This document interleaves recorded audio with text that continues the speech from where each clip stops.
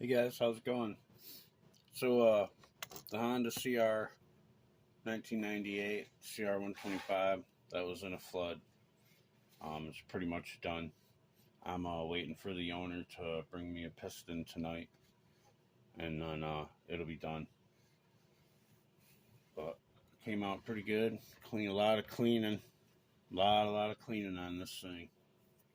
Um, Brand new crank. Weisco crank. I'm not a fan of Weisco cranks. I do not promote them. They're freaking junk if you ask me. But he already had the kit and he brought it with him, so I put it in. And it's not a racer or nothing, so who knows, it might last. But supposedly they made them better, but they look exactly the same to me. They don't look any different, just a little different shade of colors. That's all. But the rod's still exactly the same. But yeah, a lot of cleaning, a lot of missing bolts. Luckily, I have a lot of bolts here, but uh, she was pretty rusted. The transmission wasn't bad. It had a couple gears where the water sat on top of the oil, and I rusted them a little bit, but I got it all off.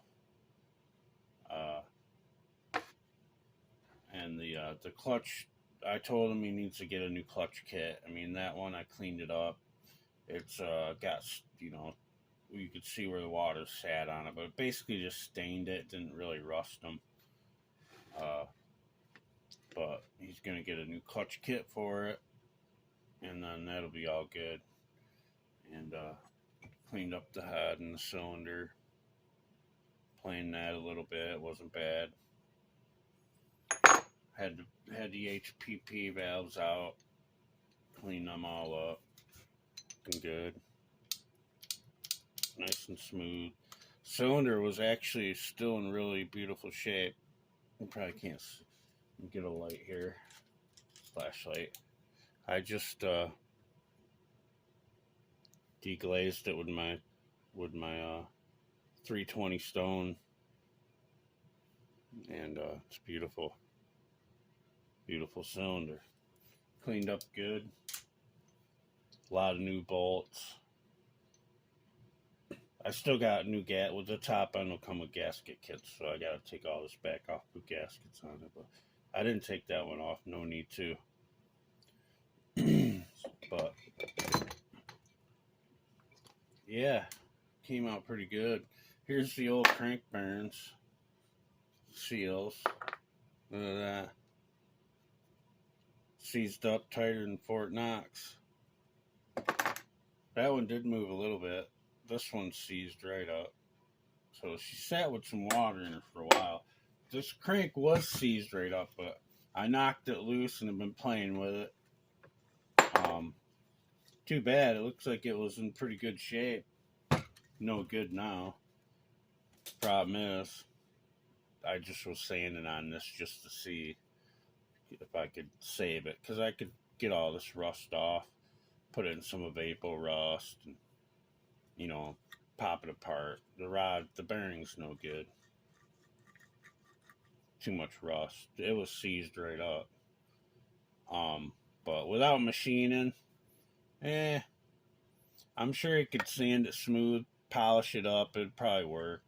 But I think I have another half over there anyway, and I could probably make a good one. Get a new Pro X rod and make good. I already have one with a Pro X rod rebuilt over on my area there that I do cranks, and if the guy didn't already have the Weisco bottom end kit, I would have gave him a good deal on that. And I have OEM crank bearings here.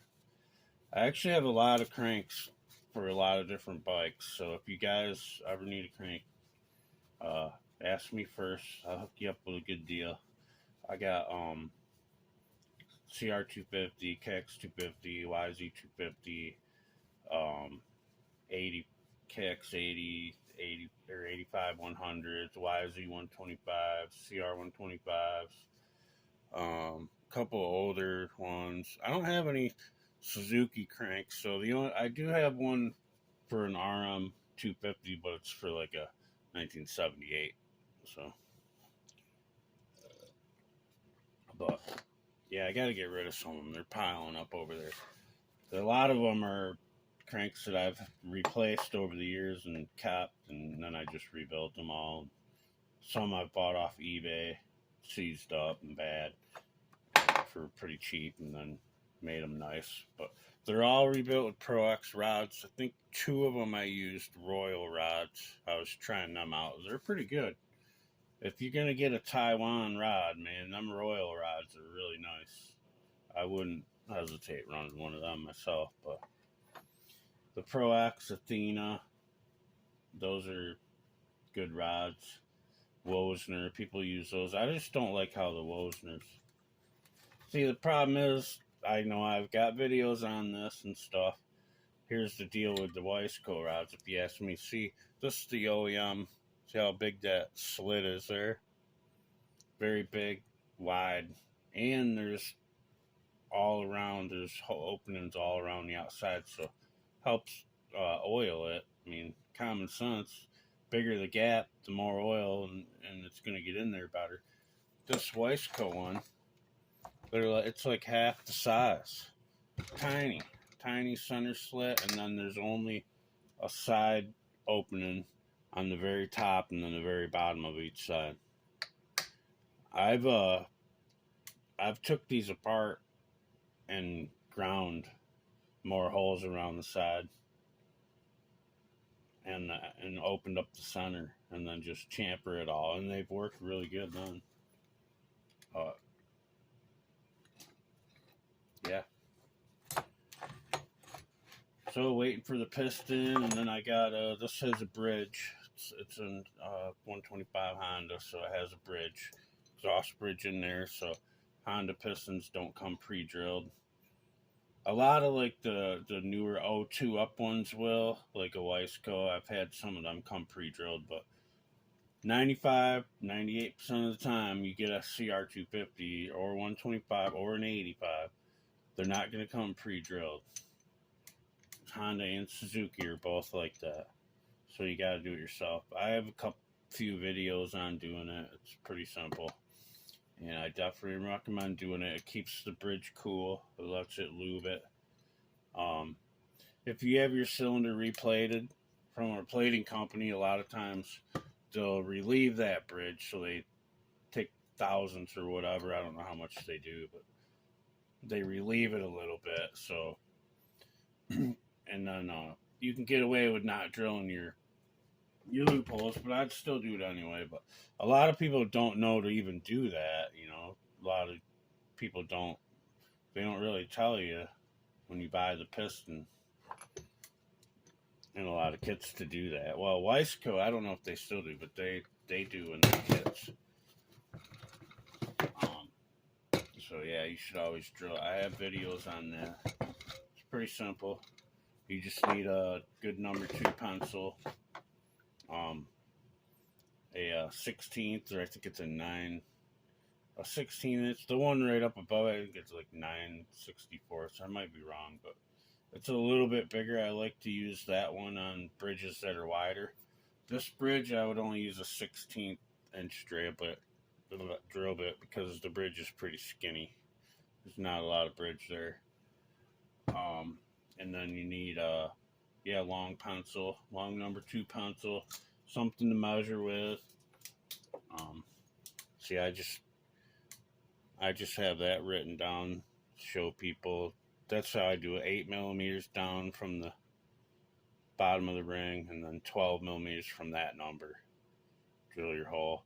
Wiseco, I converted it. Theirs is like a standard, but it comes out pretty close to that. Good enough.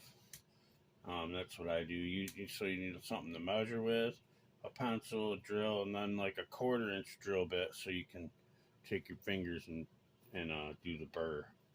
After you drill the holes, just run the drill bit with your fingers just to take that little burr off, and it'll be good. So, yeah, I'm all caught up on this engine. It was a lot of work. It just came in, Monday night, about 7 o'clock I got it. So, I worked at it pretty much all day yesterday. Like I said, I have way more time cleaning than anything. Putting these things together doesn't take long at all, especially for someone like me that's done a million of them over the last 25 years. But man, a lot of time cleaning. I almost wish I had one of those vapor hone things. It would be nice just to stick that in there, but I think you'd still have to scrape all the crap off. I don't know. I don't really know much about those, but I know it looks pretty sweet when they're done. But just for hand, I just used, WD-40. I think I have another video on that in my channel somewhere. Scrape shit off with a knife first. A pick, get in there. The red Scotch Brights.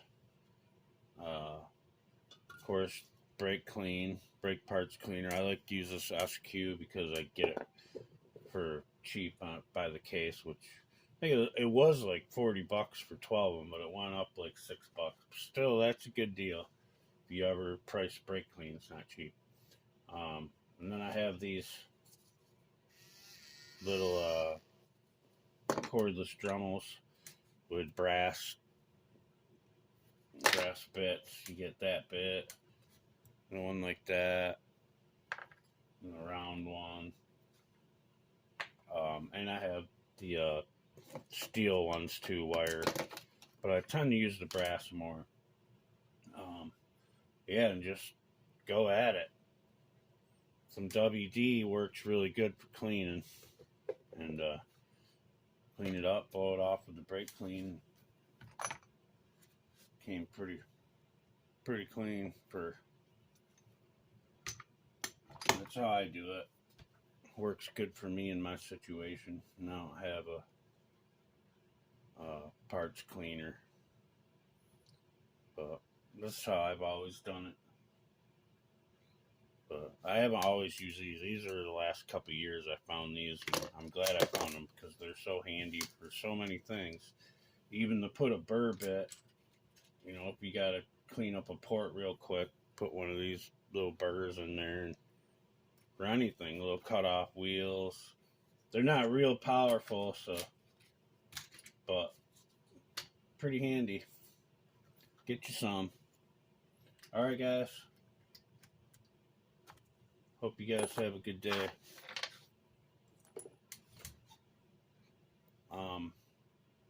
Maybe I'll do the X engine. I'll do an assembly or disassembly. I'm just not really big in this video stuff, but I just wanted to show this. So, alright, later.